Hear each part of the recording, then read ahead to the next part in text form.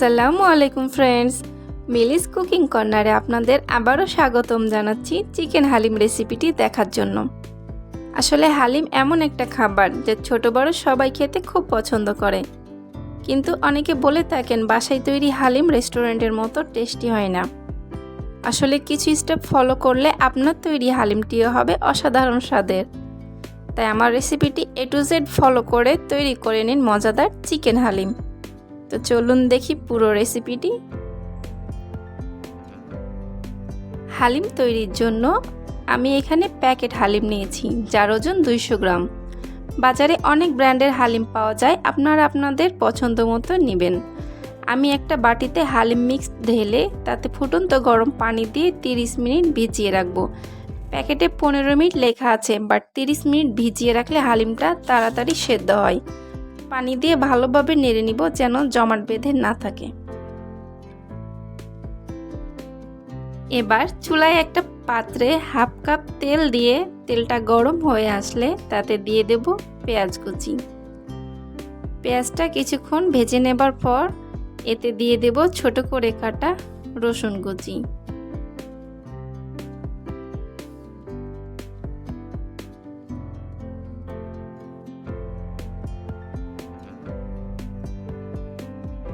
পেঁয়াজটা নরম হয়ে আসলে তাতে রসুন বাটা ও আদা বাটা দিয়ে দেব। কিছুক্ষণ ভেজে নেব যেন এখানে বাটা মশলার স্মেলটা চলে যায়। উপকরণগুলো কিছুক্ষণ ভেজে নেবার পর দিয়ে দেব হলুদ, মরিচ ও জিরার গুঁড়া।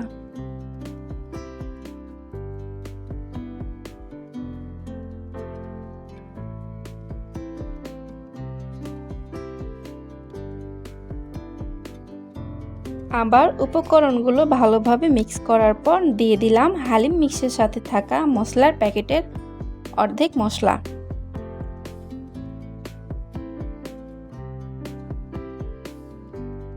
সামান্য কিছুটা পানি দিয়ে দিলাম যেন মশলাটা পুড়ে না যায়। এই মশলায় সকল উপাদান থাকে, কিন্তু এক্সট্রা হলুদ, মরিচ ও জিরার গুঁড়া ও বাটা মশলা দিলে হালিমটা বেশি টেস্টি হয়। এবার মশলাটা ভালোভাবে কষিয়ে দিয়ে দিলাম মুরগির মাংস। এখানে আমি 500 গ্রাম মুরগির মাংস ছোট ছোট পিস করে কেটে নিয়েছি। মাংসটা আমি মিডিয়াম ফ্লেমে রান্না করেছি যেন এটা জুসি থাকে। লো ফ্লেমে রান্না করলে মাংস থেকে পানি বের হয়ে মাংসটা ড্রাই হয়ে যায়। মাঝে মাঝে সামান্য পানি দিয়ে দিয়েছি যেন মাংসটা তলায় লেগে না যায়। মাংস আমি প্রায় 10 মিনিট রান্না করেছি।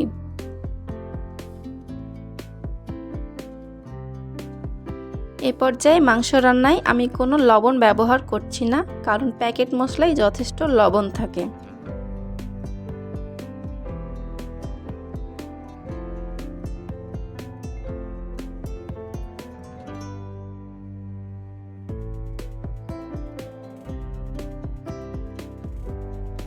আমার মাংস রান্নাটা শেষ।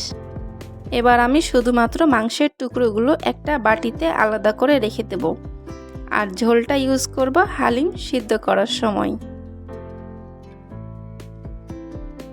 এখন চুলায় একটা বড় পাত্র বসিয়ে তাতে দিয়ে দেব ভিজিয়ে রাখা হালিম মিক্সটা। সাথে দিয়ে দিলাম ফুটন্ত গরম পানি। হালিম রান্নায় অবশ্যই গরম পানি ব্যবহার করতে হবে। হালিম মিক্সটা ভালোভাবে নেড়ে নিব, তা না হলে হাঁড়ির তলায় জমাট বেঁধে যাবে। হালিম মিক্সটা ফুটে আসলে তাতে দিয়ে দেব মাংসের ঝোল বা মশলার অংশটুকু। আপনারা চাইলে বড় পাত্রে মাংস রান্না করে মাংসটা উঠিয়ে রাখার পর সেই পাত্রেই হালিম মিক্সটা অ্যাড করতে পারেন। এবার একটা ঢাকনা দিয়ে হালিমটা ঢেকে দিলাম। এখন আমি এটা সিদ্ধ করব।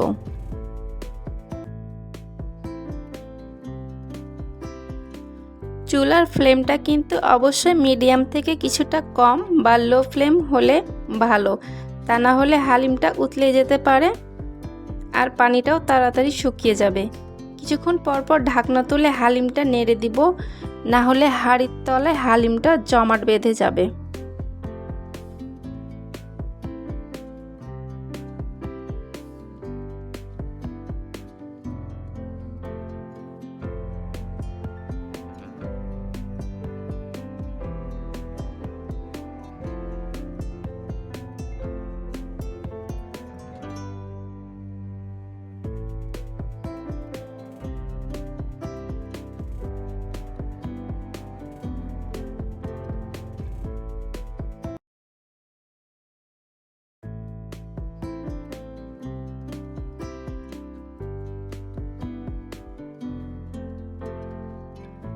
হালিমটা প্রায় সিদ্ধ হয়ে এসেছে, তাই আমি এখন মাংসটা দিয়ে দেব। মাংসটা দিয়ে হালিমটা ভালোভাবে নেড়ে চেড়ে দিব। মুরগির মাংস নরম হয়, তাই বেশি সিদ্ধ করা দরকার হয় না। এজন্য আমি এটা আলাদা করে তুলে রেখেছিলাম। আর এভাবে রান্না করলে খেতেও খুব ভালো লাগে। প্যাকেট মশলার বাকি মশলাটুকু হালিমে দিয়ে দিলাম, আর দিয়ে দিলাম স্বাদমতো কিছুটা লবণ। সব কিছু আবারও মিশিয়ে ভালোভাবে নেড়ে নিব। মশলাটা 2 বারে দিলে হালিমটা খেতে বেশি ভালো লাগে। আপনারা যারা বেশি ঝাল খেতে পছন্দ করেন না, তারা প্যাকেট মশলাটা অল্প পরিমাণে ব্যবহার করবেন, কারণ প্যাকেট মশলায় ঝালের পরিমাণটাও বেশি থাকে।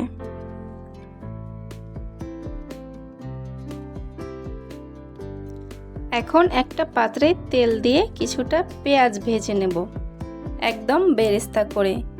এর অর্ধেকটা আমি তুলে রাখবো হালিম সার্ভ করার সময় ব্যবহার করার জন্য, আর বাকিটা হালিমে দিয়ে দিব।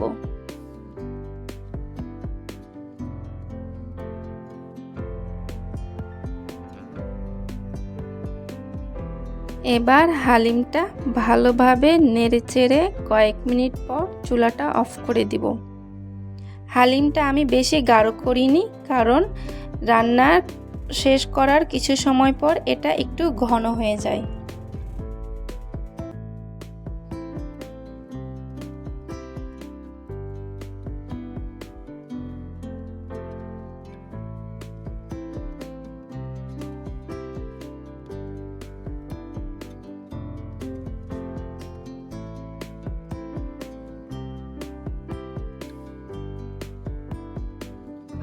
এই তো হয়ে গেল আমার মজাদার চিকেন হালিম রান্না। হালিমটা দেখতে পাচ্ছেন কতটা ইয়াম্মি হয়েছে। বাইরের হোটেলের অস্বাস্থ্যকর পরিবেশে হালিম না কিনে বাসায় তৈরি করতে পারেন স্বাস্থ্যসম্মত চিকেন হালিম, একদম রেস্টুরেন্ট স্টাইলে। আমার রেসিপিটি ভালো লাগলে অবশ্যই লাইক কমেন্ট করবেন, আর ফ্যামিলি ও ফ্রেন্ডসদের সাথে শেয়ার করতে ভুলবেন না। আমার নতুন চ্যানেলটিকে সাবস্ক্রাইব করে আমাকে সাপোর্ট করবেন, যেন আমি আরও নতুন নতুন রেসিপি আপনাদের সাথে শেয়ার করতে পারি। সবাই খুব ভালো থাকবেন। আসসালামু আলাইকুম।